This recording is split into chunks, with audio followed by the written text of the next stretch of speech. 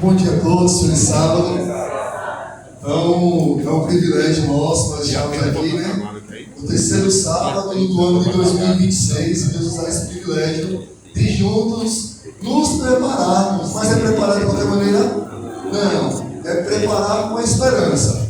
Veja, ninguém vai para uma academia por ir, porque o que ele quer é ir para a academia com objetivo. Ter saúde, se preparar, não é assim? Uma pessoa que corre com objetivo. Tem saúde, se preparar, pegar um físico. Então, ele se prepara com a esperança de algo melhor. Não é verdade? Vai ficar mais bonito, né, Léo? Aqui também na Terra nós precisamos nos preparar. Mas é preparar, mas sem esperança não, desanimado. Muitas vezes, o que nos deixa sem vontade é a falta de esperança. Porque é gostoso você esperar alguém que você ama. É bom você esperar por algo que você quer. Imagine, vamos lá, compradores da Shopee, e aí, da Shein, quando faz aquela compra que chega aquele pedido tão esperado, tá, se prepara, comprou com esperança de chegar, né? E quando não chega? Ou chega errado? É bom? Mas quando chega mais? Você pede um sapato e chega 3. Pois é, meus amigos, a gente vai estudar um pouquinho sobre a esperança. Oséias, a gente está estudando sobre os profetas menores, né? Não por estatura, não porque fala pouco, mas é por ser o menor livro, mas com conteúdo bastante importante para o nosso tempo de hoje. E o versículo base, eu gostaria que alguém lesse, por gentileza, levantasse e lesse alto para todos ouvirem.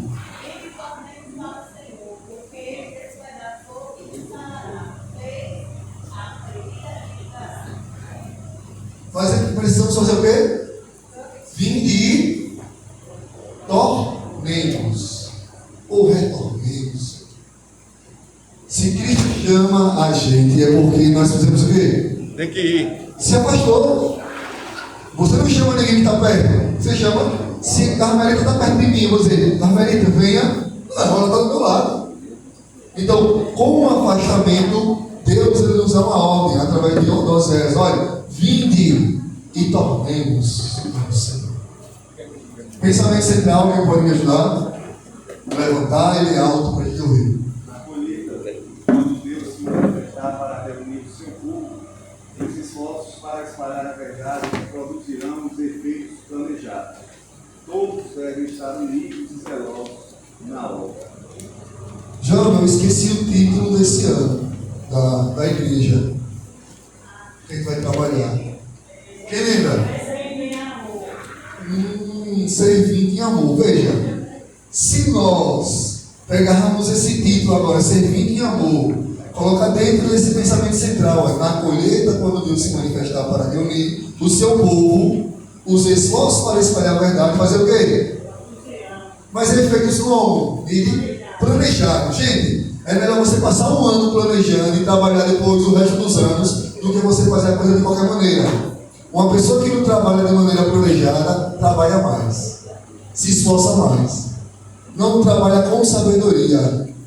Então a gente precisa sentar, planejar, e esses efeitos eles virão. E aí continua dizendo, todos devem estar como? Cada um pensando de um jeito, né? Eu penso que vai ser trabalhar na praça, distribuindo folheto é melhor, outro diz que pequeno grupo é melhor, não é assim que aqui fala? Como é que aqui fala? Todos devem trabalhar como? Unidos e zelosos na obra. Muitas vezes a falta do progresso na nossa igreja é a desunião. Quando existe isso, cada um pensa de uma maneira, ninguém ouve a liderança, faz de qualquer jeito, nada funciona. E às vezes ele começa a falar que o povo estava desordenado. Existe zelo de várias maneiras. A gente vai falar de um zelo mal empregado. Vamos pedir a irmã Carmelita que nos ajuda nesse texto. Porque zelo, a gente pensa que é algo bom, mas pode ser também algo ruim.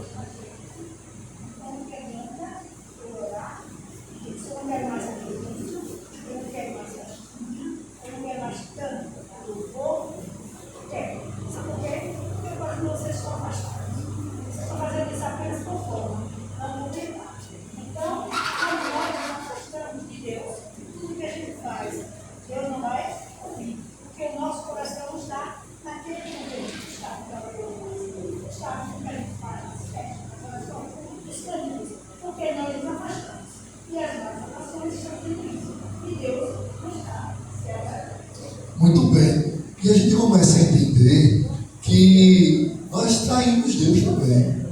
Ele fala, olha, a prostituição, mas a prostituição é o quê? Você se contaminar, está aqui na igreja, você canta a música do mundo, canta a música da igreja, é uma prostituição, né? Você louva a Deus, porque ninguém consegue servir a Deus simples. Você pode até achar que está servindo, mas ali você está servindo ao Senhor só. Por que eu digo isso? O irmão Carmelita citou uma coisa que o povo estava fazendo. Deus ordenou, se alguém pecasse, deveria fazer o quê? Sacrificar o cordeirinho, chegar lá e fazer aquele, né? Tudo bonitinho para poder o pecado ser o quê? Perdoado. Mas ele estava fazendo como? Por formalismo. De qualquer maneira, desordenado. É como Caim e Abel. Foi errado Caim oferecer a Deus frutos? Seria errado ele ver. Mas foi o quê? A maneira. Deus pediu que ele oferecesse o quê? O cordeirinho, foi esse cadeiro, olha, o cordeiro. O sábado é o dia do Senhor, não é dia de falar suas próprias palavras. Está jogando no celular, está pensando no Instagram, falando de outras coisas. Quem ordenou foi eu, aí eu estou dizendo isso. Não, é Deus. Ele fala, olha, nesse dia, fala de coisas do meu agrado. Tá? Nós nos distanciamos de Deus de maneira tal e queremos oferecer verdadeiros sacrifícios. Chega aqui na frente, fica bonitinho, bota uma gravatazinha, uma camisa e acha que está tudo o quê? Tranquilo. Irmão Miranda. Aí a palavra de Deus está falando sobre uma forma de religião. Então, uma religião formal, legalista. Eles obedeciam, mas só exteriormente falando. Então a igreja hoje está assim, né? Vem à igreja, cultua, guarda o sábado, mas o amor verdadeiro, o zelo verdadeiro. Foi por isso que em 1888 veio a mensagem da justiça pela fé à igreja. Porque a igreja precisava de um novo retrato de Cristo. A igreja estava prosperando, a igreja estava crescendo, a igreja tinha muita coisa, mas não tinha Jesus. É isso que estava acontecendo aqui com Israel. Eles cultuavam, faziam tudo, mas sem obediência, em submissão à vontade de Deus. A formalidade pura. E nós temos que ter cuidado com isso, né? Por que a gente tanto se preocupa? Às vezes, ó, veja, nem 8 e nem 80, né? E precisa existir um equilíbrio. O zelo é bom, como eu falei, mas existe o zelo o quê? Sem entendimento. Ruim, aqui está dizendo. Zelo o quê? Mal empregado. Não existe o zelo mal empregado. De maneira errônea, formalismo, fazer por fazer. Pode falar, irmão.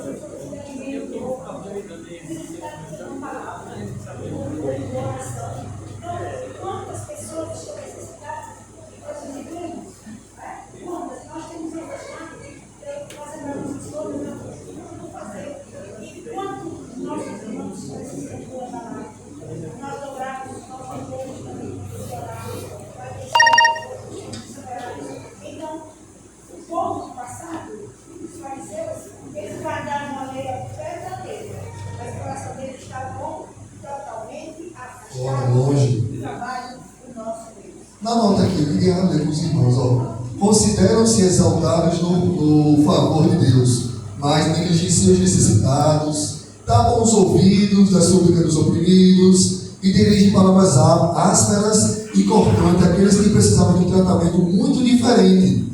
Assim, ofende a Deus como? Diariamente com sua dureza de coração. Que cada membro da igreja examine com cuidado o coração e investigue a própria conduta. Não é para investigar a conduta do próximo, não, é a sua própria, tá?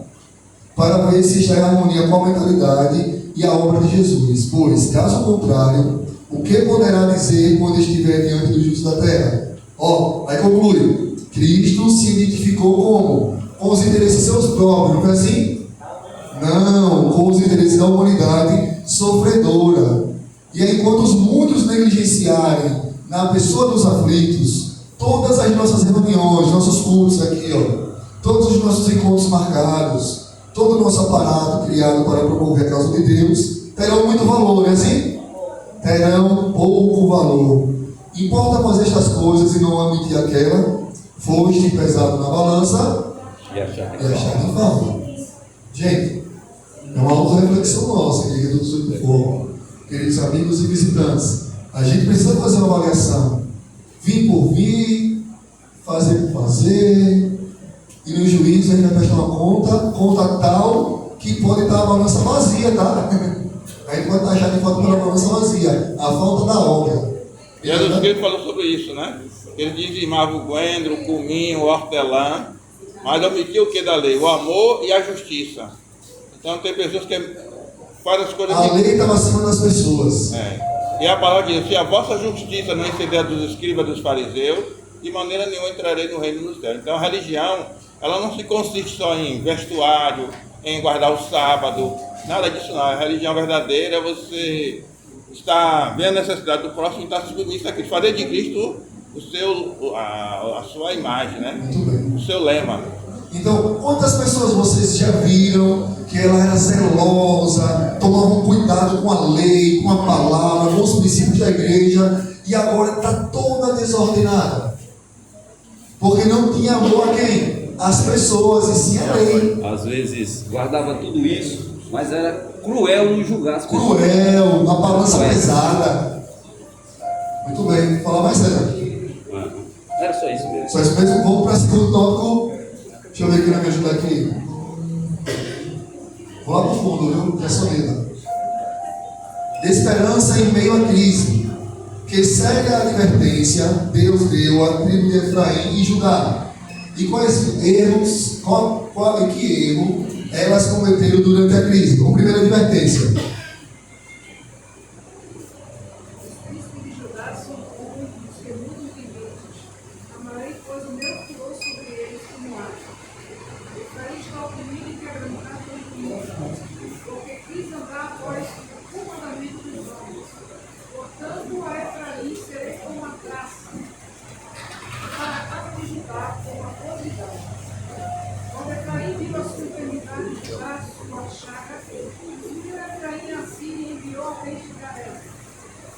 Mas ele não poderá sarar, nem curar vossa chaga. Porque para Efraim serei como um leão, e como um leãozinho acaba de lugar. Eu despedaçarei, e enviei embora, atarei, e não haverá quem livre. Essa foi a advertência que Deus deu a essas tribos. Nós também temos que ter muito cuidado com isso, para que a saída de Deus e cair sobre eles, não venha também cair sobre nós. Muito bem. E essa ira foi uma ira simples? Não. Ele disse que ia despedaçar, ia ferir. Tudo aquilo que ele estava fazendo não tinha mais o quê? Sentido nem valor. Da nota. E esse foi um dos erros que ele cometeu durante a crise. E é aí quando você conhece as pessoas. Ninguém conhece alguém quando está tudo na bonança. É na crise que as pessoas são conhecidas. É na prova que nós sabemos quem nós somos. E aqui na nota fala que alguns líderes de Israel sentiram profundamente a perda de quê? De prestígio e quiseram fazer o quê? Recuperá-lo. No entanto, em vez de se afastarem das práticas que enfraqueceram o reino, continuaram a fazer o quê? A iniquidade, tranquilizando-se com a ideia de que, quando surgisse a oportunidade, alcançaria o poder político que tanto queria por meio de um compromisso com os pagãos. Mais ou menos assim, veja. Se nós soubéssemos que daqui a 10 anos tudo se acabaria, Jesus voltaria, o que a gente ia fazer?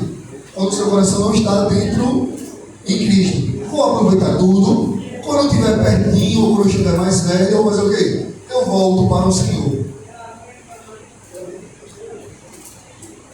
E às vezes esse afastar, que a gente pensa que vai se afastar e depois a gente volta, é uma dificuldade tão grande. Quando as pessoas se afastaram, não conseguiram voltar. E nunca volta igual. Volta com sequelas sérias. E aqui fala que alguns líderes pensaram que poderia se afastar e quando quisesse, ia recuperar o prestígio e o privilégio. Nós, como povo de Deus, pensamos da mesma maneira, muitas vezes. Somos reformistas, temos a luz do sábado, temos a luz da alimentação, do vestuário, mas se afastamos e acha que em qualquer momento, não, mas daqui a algum tempo Deus vai fazer essa sacuditura e todo mundo vai ficar santo. No estalar de dedos, vai ser assim? Triste ilusão, virando em César. Aqui fala que o versículo tocar é a buzina, né? Então a buzina aqui é você tem que clamar o pecado do seu próprio povo, o pecado de Israel, né? Levanta, não te detenha, né? Anuncia a casa de Jacó os seus pecados. Então, o que eles estavam fazendo? Eu posso estar com a roupa externa limpa e por dentro estar com a roupa suja. E o Espírito Profecia diz que Deus tirou a descoberta aquilo que estava no centro. Então, que a igreja estava vivendo uma máscara, né? E aí, uma falta mais, mas Jesus sabia, ó, Deus sabia, até que na verdadeira diz, eu conheço as tuas obras. Então nós encontramos que assim eles viviam, né? E nós precisamos ter Cristo na nossa vida, ter Cristo como centro de nosso viver, para que nossa religião não seja somente uma religião formal. César, e depois qual é o seu nome, irmão? Arlênio. Arlindo. César, depois Arlindo. Aceitar Jesus é uma escolha que nós fazemos. E a senhora White escreveu, não lembro bem se foi no primeiro escrito ou no discípulo, que é um dos livros que eu lembro sempre. Ele diz que muitos se perderão enquanto espera e deseja ser cristão. Quer dizer, espera um poder, uma força, quando na verdade é uma escolha que a gente faz, né? E, então muitos vão se perder porque fica esperando algo extraordinário. Algo extraordinário. Quando algo extraordinário é nós fazer a escolha, é escolher servir a Deus, fazer a vontade de Deus.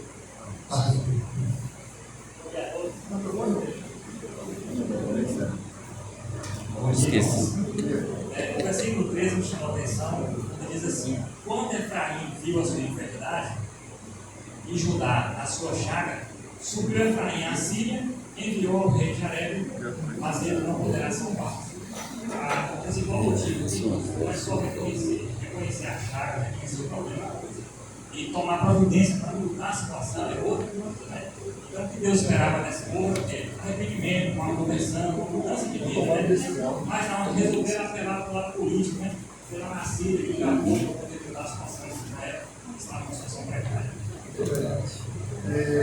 Na letra B, nesse momento de crise, que palavra de esperança, apelo, Deus ordenou ao profeta anunciar. Qual foi? Quem pode me ajudar? Marcos? Então, às vezes nós estamos numa situação, tipo uma letargia espiritual, né? Deus às vezes nos chama a atenção, nos dá um choque de realidade, para que nós despertemos e voltemos para Ele, né? E nesse momento de crise, as palavras que Deus declara a cada um de nós, porque seu afastamento não é algo assim definitivo. É algo assim para nos dar um choque de realidade. Para nos mostrar exatamente, para fazer com que nós nos enxerguemos e voltemos para Ele. Não é algo assim que Ele vai retirar de nós o seu espírito uma vez. Certo? Nos dá aquele, nos chama a atenção, certo? Mas uma disciplina com misericórdia. Ele faz isso conosco, né? E é isso que nós necessitamos, porque a gente pensa que está vivendo uma religião pura e imaculada. E às vezes nós estamos tal qual o pessoal lá de Efraim. E foi necessário desse choque, certo, de realidade, para que despertasse. Isso se aplica a nós hoje também. Nós precisamos ver, sairmos dessa nossa letargia espiritual, para podermos, assim como disse o Miranda César, certo? Temos um encontro pessoal com Deus. Aí sim, nós vamos perceber, certo? A distância que nós estamos desse grandioso Deus. Muito bem, irmãos. A nota, ela fala o seguinte: nós não podemos dar o luxo de gastar poucos dias. A gente pensa que tem muitos dias aqui na Terra, né? Aqui fala, poucos dias que temos nesta Terra, com tolices e coisas vãs. Precisamos humilhar nossa alma diante de Deus. Quanto tempo que a gente tem? Fala de mim particularmente. Tanta coisa que eu penso que é importante, tanta coisa que a gente planta, semeia, corre atrás aqui na Terra. Parece que a gente está construindo o nosso refúgio para viver aqui na Terra. É hora dele. Se a gente faz tanto esforço para as coisas terrestres, é porque é aqui que nós vamos verificar quando Jesus voltar. Nós não vamos querer ir para as emoções celestiais. Se nós estamos alicerçando tudo para ficar por aqui, com isso voltar a gente vai ficar. Vai ter que se desprender das coisas da gente. Miranda, O versículo aqui fala uma coisa importante. O que foi que Deus disse? Eu irei e voltarei ao meu lugar. Então Deus é o quê? Deus ia voltar para o seu lugar. E o que nós devemos fazer? Aí fala aqui, ó. Até que reconheça o culpado e busque a minha face. Então Cristo está lá no seu lugar, ele vai ficar lá no seu templo, lá, esperando que nós o quê? Reconheçamos o nosso pecado. Reconheçamos a nossa transgressão. Reconheçamos que nada sem ele nada podemos fazer. Então a gente tem que cair em si. O que foi que o filho pródigo diz? Levantar-me-ei e irei ter com meu pai. Então ele caiu em si. Quantos jornaleiros de meu pai tem abundância de pão e eu que necessitado? Então nós precisamos nos perceber, nos enxergar, ver a nossa condição e buscar a justiça de Cristo. Muito bem. Terceiro tópico, valorizando a promessa. Qual é a promessa especial de Deus para a sua igreja nos últimos dias? E por que ela é necessária? Qual é a promessa especial? Pode falar, Luciano. Fala aí algo. Derramamento de quê? Do Espírito Santo. Aqui fala, então, conheçamos e fazemos o quê? Conheçamos e prossigamos. Prossigamos. Em conhecer quem? As pessoas, né? Assim? O Senhor, a sua saída como uma alma. Veja, no tempo do fim, quando a obra de Deus estiver aqui na terra, se encerrando, nós teremos grandes sinais que vai acompanhar o derramamento do Espírito Santo. Só terminar aqui, vamos lá, já vi. Mas existe uma chuva que ele precisa pedir direto. A chuva serôdia, foi derramada a chuva temporária dentro dos discípulos. E olha que balanço ele fez na terra. Na primeira pregação de Pedro, 3 almas não se batizou? 3.000 almas, André. Na primeira pregação, hoje o Espírito Santo, quando ele trabalha com o ser humano, a gente ser humano, o trabalho fica extraordinário. Muitas vezes, como eu falei aqui na minha última pregação, é a falta do Espírito, porque a gente não consegue prosseguir. Ronaldo. Então, nós estamos estudando o livro de Oséias, e quando a gente começa a estudar o livro de Oséias, nós vemos que começa pelo casamento, né? Então, Deus pede para que o profeta casasse com uma prostituta. Então, o que nós temos que ter em mente? E por mais que nós erremos, a consequência vai chegar. Mas também devemos ter em mente de que Deus, Ele está pronto para nos amar. É por isso que Ele se coloca no lugar do profeta e o povo de Deus se coloca no lugar da prostituta. Porque na verdade o povo está adulterando. Efraim tinha adulterado. E Deus disse: olha, eu vou massacrar vocês, eu vou maltratar. Mas você pode ver que são versos, são poesias. Então isso não é o fim. Eu vejo a gente comentar lição porque fazemos isso, aquilo, outro. Mas o profeta, ele vem trazendo esperança. Ele vem trazendo que Deus é aquele marido pelo qual perdoa. E como ele perdoou essas tribos, que foi o reino do norte e o reino do sul. Então nós temos essa esperança. É por isso que diz que devemos prosseguir conhecendo. É um relacionamento de casamento de um homem com uma mulher. Continuamente, né? Como é que eu conheço minha esposa? À medida que eu vou convivendo com ela. Não adianta eu estudar a Bíblia de frente a mão, que isso não é um relacionamento.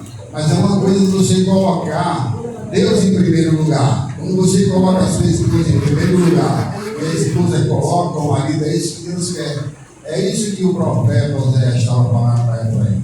Olha, volte, continue esse relacionamento com Deus. Porque Deus vai ter da verdade de volta. Isso tem que estar na nossa mente. Nunca esquecer, por mais que nós adulteramos, porque nós adoramos outros deuses, mas Deus está pronto para nos perdoar. Não é o fim, é só voltar ao primeiro amor. E a letra B fala, Sequeira, vai nos dar o Sequeira, a letra B da terceira. O que é que nos impede de receber bênção em sua plenitude? Pecado dia a dia, né? Pecado. Eles que querem deixar de lado, né? Deus quer que possamos viver e plenitude, né? Essa vida. Irmãos, desde sempre, eu digo desde sempre, Deus tem um amor tão grande conosco. Desde quando nossos primeiros pais pecaram, a sua luta constantemente é de religar a nossa comunhão com Ele. Nunca foi a vontade de Deus castigar o ser humano. Nunca foi a vontade de Deus ver o ser humano sofrendo. Nunca foi a vontade de Deus que nós passássemos por dificuldade. A vontade de Deus é que nós vivêssemos numa terra feliz, em paz, onde não há enfermidade, perdas, dores, morte. Mas o pecado ele faz esse afastamento. O pecado ele nos humilha, ele nos torna sujo, triste, uma pessoa desanimada. E a gente consegue perceber que Deus ele sempre dá um... Eu lembro, teve muitas coisas que aconteceram comigo na infância, uma surra que minha mãe me deu, uma surra que meu pai me deu, que hoje eu agradeço. E eu tenho certeza que essa linguagem figurada que Deus fala que vai romper, vai bater, vai esbagaçar, é isso. É esse chacoalho, é esse choque que o Marcos falou, o choque de realidade, para a gente levantar e dizer, eita, não é por aqui não, eu preciso ir em meu caminho.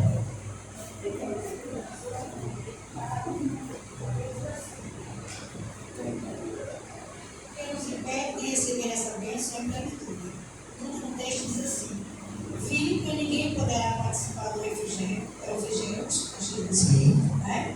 A menos que conquiste a vitória sobre todas as fraquezas, o orgulho, o egoísmo, o amor ao mundo, todas as palavras e as suas erradas. Então, são todas essas circunstâncias que nos impedem, que vai nos impedir de recebermos as chuvas. Eu sempre ouço essa palavra egoísmo, mas ela foi a primeira coisa que aconteceu no céu. E ela perceba que é uma coisa que é um efeito dominó. Né? Ele quer que o diabo quer que a gente continue aquilo que ele plantou no céu até o nosso dia de hoje. Egoísmo, orgulho, amor ao mundo. Veja, que é uma coisa que ele quer que repita. Se aconteceu com ele, então ele fala, não, agora eu vou criar discípulos meus. E muitas vezes misturando o santo com o profano. Não pense que se o povo lá, não, veja que ele era tudo. O povo lá no céu, os anjos, sem pecado nenhum, foram enganados. O homem é bom de papo. Pegou Eva lá no jardim, enganou com palavras. E a gente às vezes se acha que nós estamos sujeitos a ser enganados. Nós estamos sujeitos, a gente precisa se preparar, se fortalecer, estar em contato com Deus. Palavras e ações. Muito bem, vamos para a quarta-feira. Ruge, como o profeta descreve a instabilidade do povo que afirma pertencer a Deus. Como é? Quem pode me ajudar? Vou deixar. Coração é mal, né? O homem desde sempre é mal. E a condição de instabilidade do nosso povo hoje continua sendo mesmo, e é por isso que nós devemos lutar todos os dias, nos apegarmos a Deus. Muito obrigado, Pedro. Alguém quer comentar mais sobre essa região? Talvez seja levado para qualquer lugar, né? Então, ir buscar ajuda. Então, o pessoal quer buscar ajuda, então vamos estrangeiro, não é? Porque como Deus vai saber para eles consultar e buscar ajuda com Deus. Então, ele compara essa forma dele e será para qualquer caminho com Israel. Eles vão buscar ajuda a quem é Síria, ao Egito, e vem buscar ajuda.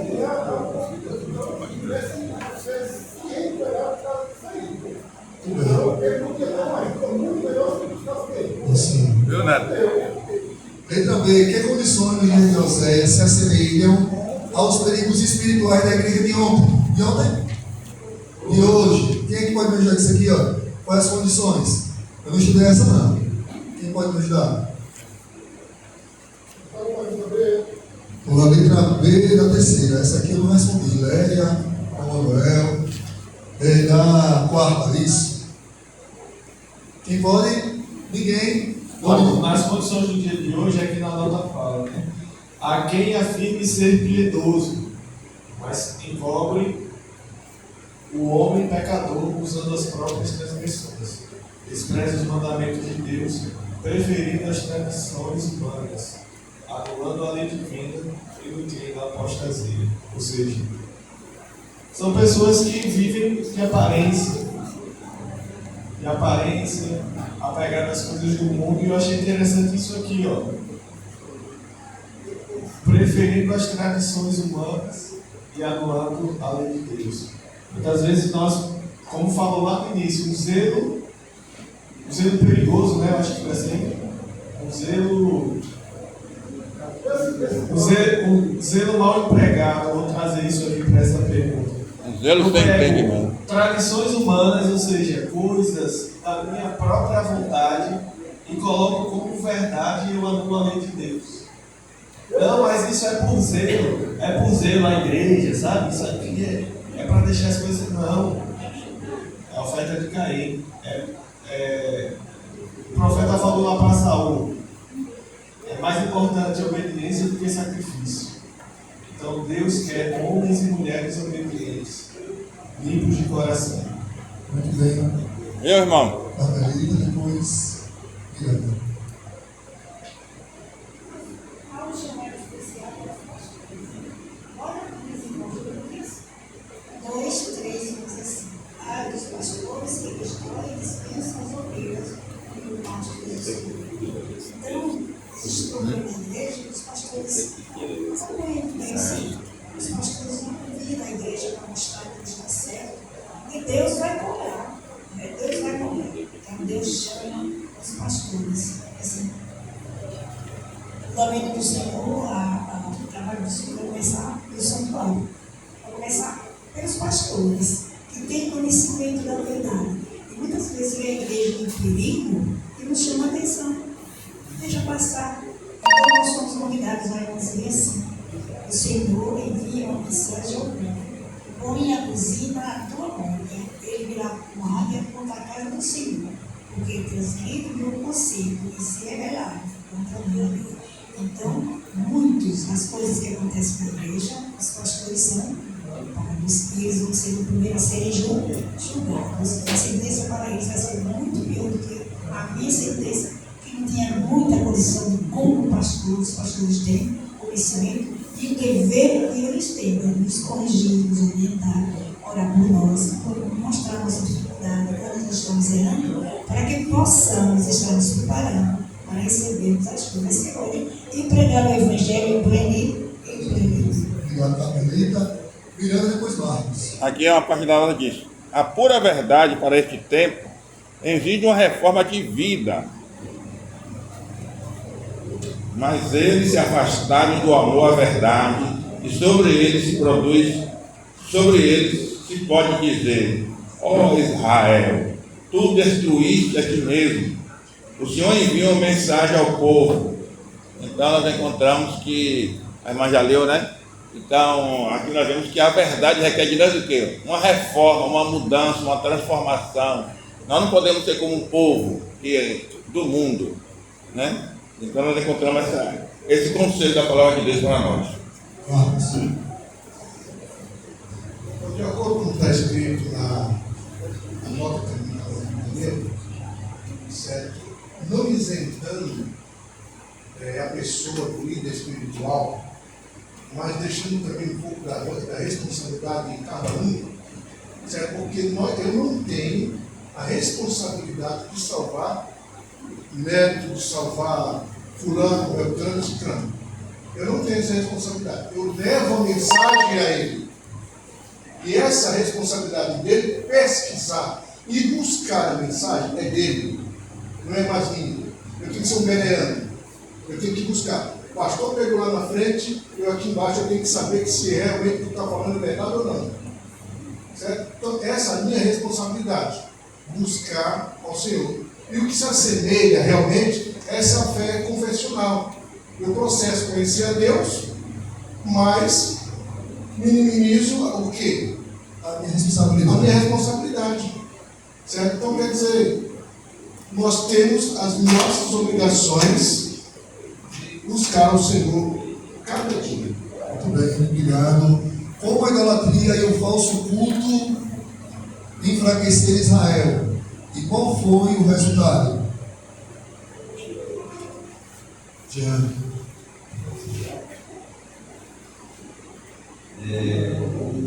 Em Oséias 8, versículos 5 e 6, ele fala assim: o meu bezerro, vossa Maria, me rejeitou. A minha ira se acendeu contra eles. Até quando serão eles incapazes da inocência? Porque isso vem de Israel, um artífice, por eles, e não é Deus, mas em pedaços será desfeito o bezerro de Israel. Esse aqui foi instituído, o rei Jeroboão instituiu o culto ao bezerro, né? O bezerro de ouro. O povo, mais uma vez, ele se desvia dos caminhos do Senhor, adorando a um bezerro de ouro, em lugar de Deus. Então isso faz com que eles lá se afastassem e nós hoje ali, se nós deixarmos de estudar a Bíblia, deixarmos de buscar, fazer uma oração, jejuar, pode acontecer isso conosco, né? Então nós corremos o mesmo perigo de nos afastar como eles fizeram lá atrás. E uma coisa que a gente tem que notar, aproveitando a fala de Jean, é que altares eles são levantados dentro da nossa casa. Mas não é altares do Senhor, não, é altares, são bezerros de ouro. E a gente acha que esses bezerros de ouro, muitas vezes, ele está sendo um culto à casa de Deus. E isso reflete na onde? Na igreja. Tudo que está acontecendo com a igreja do Senhor hoje é reflexo da nossa casa e como está acontecendo as coisas na nossa casa. E eu sempre digo, ninguém vai para a UTI de uma maneira tão rápida. Existem coisas que vão acontecendo gradativamente. Do mesmo jeito que a gente evolui, como a irmã Camila fala, paulatinamente, para a regressão também é gradativamente. Deixa de orar, deixa de estudar lição. O culto já não é mais importante na sua casa. Vir à igreja. Para quê? Eu posso adorar Deus na minha casa.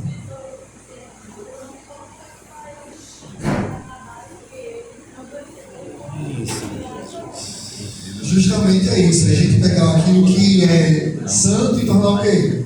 Profano, aquilo que não tem objetivo. Vamos supor, a gente sabe que a cadeira é para sentar, vamos dizer, e eu uso ela para poder ficar em pé. Não foi esse o objetivo que uma cadeira foi criada.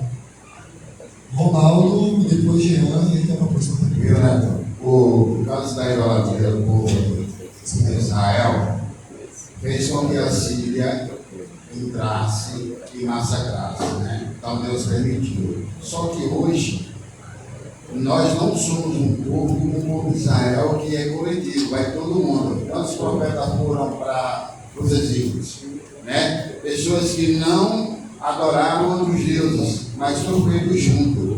Hoje é cada um, como o Marco falou, eu tenho que ter a minha responsabilidade. Então hoje nós temos, é necessário Deus dar choque em cada um de nós.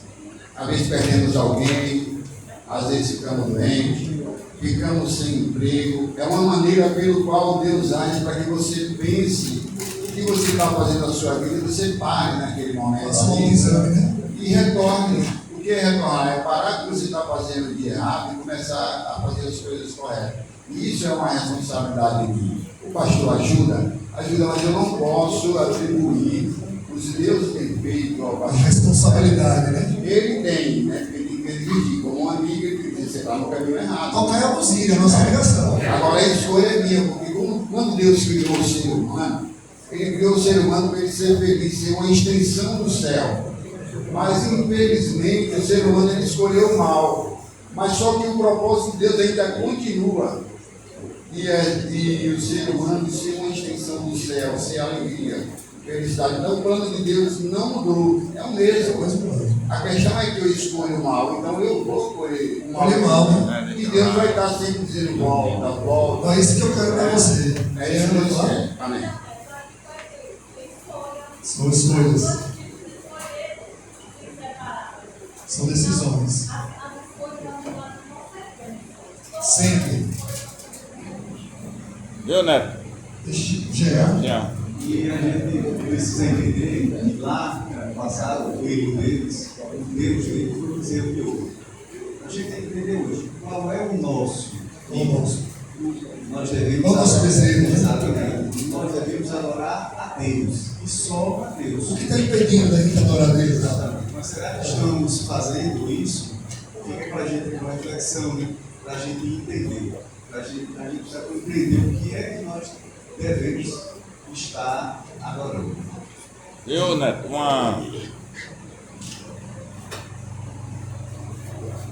um ídolo que está predominando hoje são as ideologias, né? Cada uma pessoa tem a sua ideologia hoje, a sua individualidade. Sua maneira de pensar. Sua maneira de pensar, tal. Isso está destruindo as pessoas. Tudo é relativo, né? Nada é absoluto. E isso tem penetrado dentro da igreja. Então as pessoas começam a viver do seu próprio jeito. E é difícil você mudar o pensamento dessas pessoas. A ideologia é uma coisa muito perigosa e está escravizando as pessoas. Vamos falar sobre os tempos perigosos, vamos aproveitar, que eles são o princípio natural de semear e colher nos ensina. Qual lição que nos ensina? Qual lição? Você planta, você colhe. Por que a gente foge tanto da colheita, hein? Já percebeu? A gente às vezes planta uma laranja, a gente planta um limão para colher uma laranja doce. O limão é azedo, você vai colher o limão. A gente tem que entender, olha, uma coisa que nos últimos dias, assim, quando eu estava no hospital com meu pai, eu achei bonito a fala dele. Ele falou assim: meu filho, eu sei que tudo que está acontecendo comigo aqui foi que eu plantei. Tá bonito, foi linda a fala dele. Ele ainda falou: pastor, lembrando, veja, pastor, eu estou aqui, não é porque eu sou bonzinho, não. Eu fiz muita coisa, eu plantei muito, eu estou fazendo o que agora? Estou colhendo. Eu não culpo a Deus por nada disso que está acontecendo comigo. A gente tem que entender que a gente não precisa culpar a Deus, não. A gente está colhendo, a gente está decidindo. Muitas vezes essa nossa decisão que nos traz o quê? As consequências. E aqui na nota fala o seguinte: semearão ventos, portanto, colherão tempestades. Letra B. Porque é hora de prestarmos mais atenção à vontade de Deus. Por quê? Porque a lei de Deus se tornou estranha, né? Deus colocou na sua palavra toda a lei que faz bem ao ser humano. Mas é estranho, né? Se tornou estranho do ser humano. Não precisamos prestar atenção no que Deus tem escrito, o que é que a Bíblia fala. Porque muitas vezes, por exemplo, você pega uma Bíblia e dá para um cristão e ele não lê, mas ouve o que o pastor fala. Mas ele precisa ler, ser igual aos berianos, né? Como o Marcos falou, ser igual ao beriano, ler, procurar, que já está lá, dando a sua regra de vida. A lei de Deus nada mais do que nada menos é um padrão de vida para o ser humano. A gente não é um padrão do céu, não. É para o ser humano viver uma vida correta, de justiça e retidão. É por isso que nós precisamos pesquisar e procurar. Meus queridos irmãos, vejam. Você fala.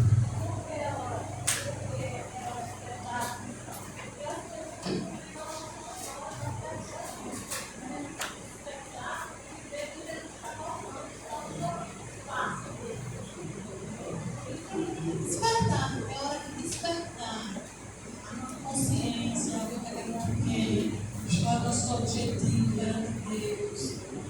A minha vida fala para o meu outro, eu tenho que saber se eu estou dando um testemunho de Deus que eu tenho. É hora de prestar atenção nas coisas que estão acontecendo no mundo e dentro da igreja.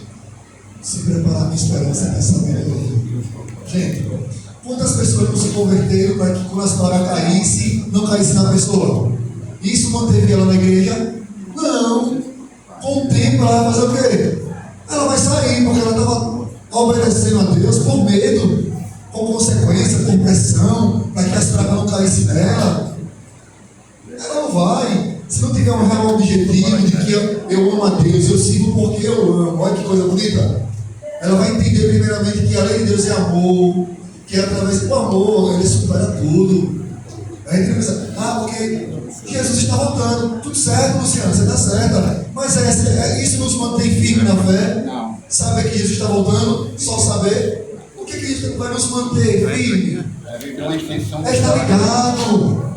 É estar com a fé. Porque saber, Luciano, estou só complementando o que você está falando. Muitas pessoas sabem que Jesus está voltando, mas sabe o que ela faz? Eu vou comer, eu vou beber, porque amanhã eu vou fazer o quê? Morrer. Vou morrer. Tarde virá o Senhor, né?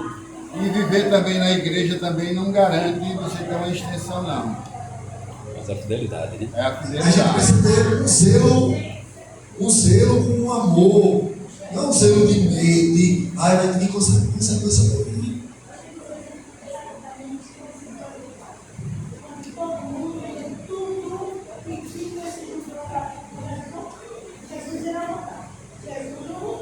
E a decepção?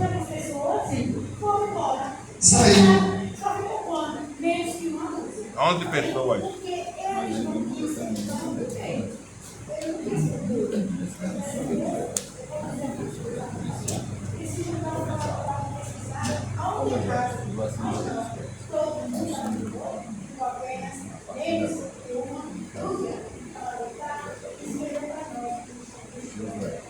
Então que a gente consiga estudar muito das escrituras. Olha bem, quando você decide estudar as escrituras, a sua tendência é se pegar fazer o que você vai ler. Mas se você pegar o que você vai ler, vai dizer que eu está estudando, está andando em um caminho, nós estamos procurando a nossa salvação, estamos procurando os caminhos certos. Se a gente está procurando esse estudo que nós temos, se não está em prática, o que é o primeiro, a tendência é o quê? A cada momento nós estamos mais grande e está pecado, conduz a gente no caminho errado.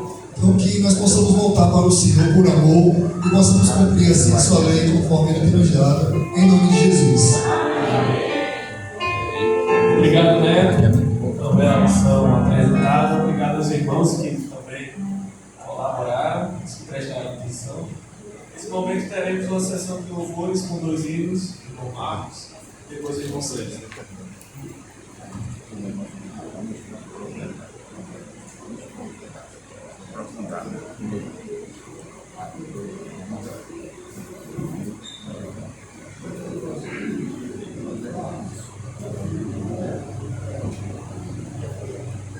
Nosso casamento real com Israel.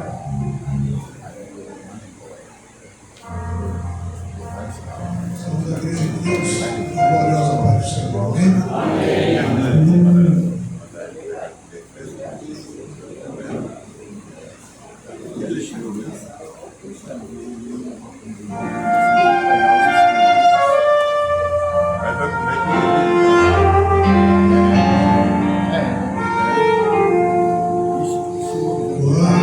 Quando estou cansado, em meio à sombra estou, o coração ferido,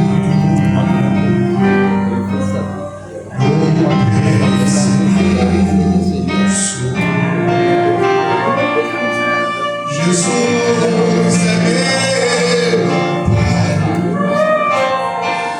amigo na aflição. Os seus olhos me enxergam, ele dá